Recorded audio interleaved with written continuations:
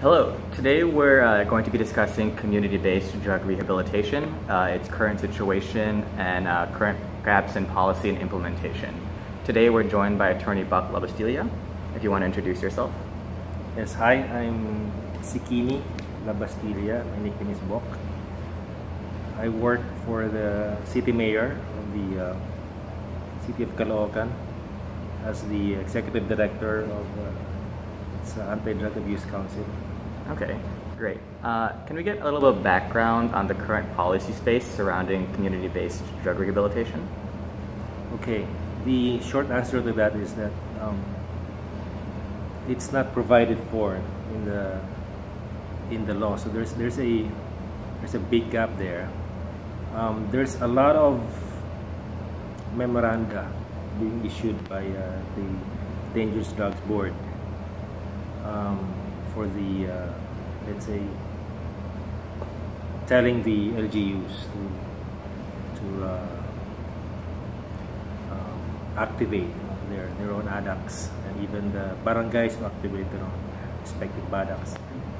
But this is not found in the law, RA 9165, Dangerous Drugs Act. So this basically a do-it-yourself kind of thing that's LGUs have to come up with just to comply with that memorandum. Okay. What about the other agencies that are involved?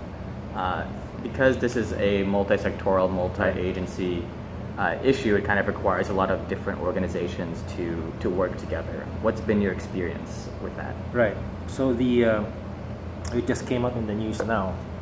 The lead agency under DDB, as mandated by the law, is the PDEA, which is the Philippine equivalent of DEA. Okay. And they're supposed to be the focal point of all matters involving illegal drugs.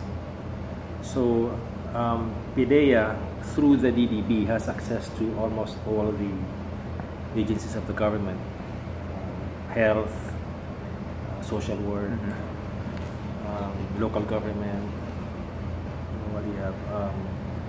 Even the labor office, the employment office, what else? Community relations. Okay. So we do what we can to copy that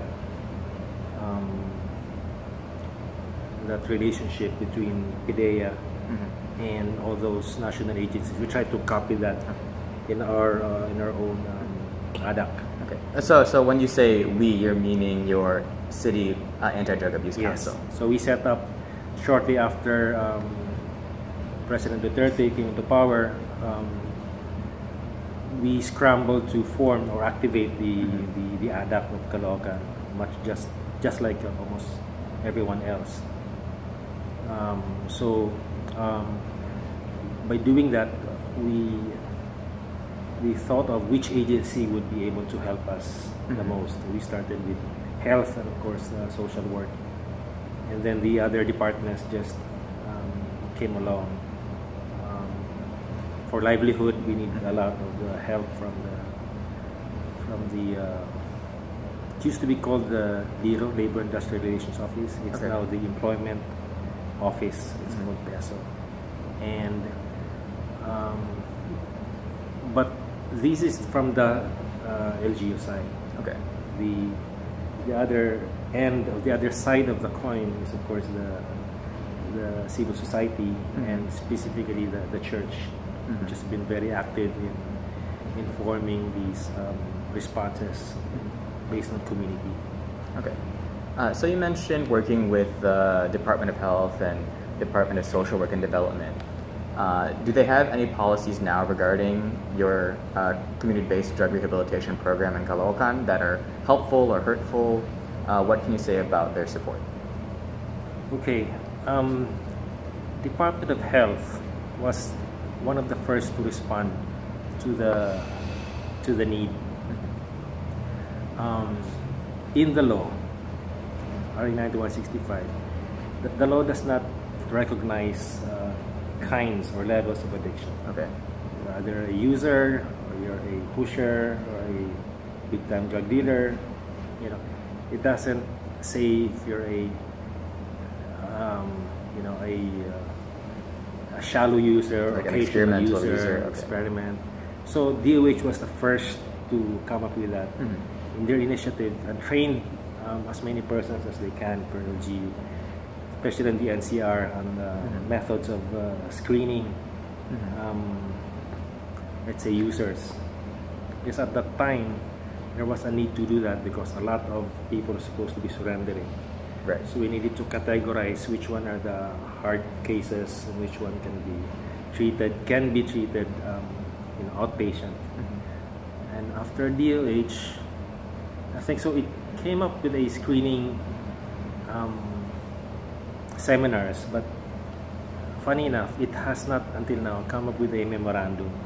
Okay. It's not in writing. From the DOH. From DOH. DILG at the same time was just let's say following DOH's lead. And same with social work. You know, until now, there's not a single document from these agencies which tells, you know, LGUs what they should do in case of. So it's still up to the LGUs to come up with their own, based on their maybe the kind of need that they have. Until there was a planning seminar a few months ago, they came up with in the Regional Prison Order Council of the NCR, they came out with that memorandum how a CVRP is supposed to be done. Okay. So there's a minimum standard now, at least for ACR cities. Okay. So, as a member of the Caloocan Anti-Drug Abuse Council, what can you say between the relationship of the city of Caloocan, you as the CADAC, and the barangay? Okay, so the membership of CADAC includes BADACs. Okay, so each BADAC is supposed to have their counterpart, supposed to be a mini-me of CADAC. Right. So, and we did that specifically in Bagong, the biggest barangay in the world. And so we have committees. Let's say for the rehabilitation committee, the education committee, we have the livelihood committee, even the fundraising, and of course the enforcement committee. Enforcement meaning gathering the names that should be in there. So yeah, there's that.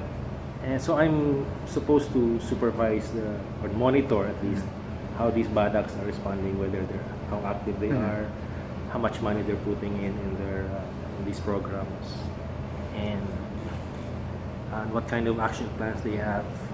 So I'm supposed to collate these and submit them to DDB.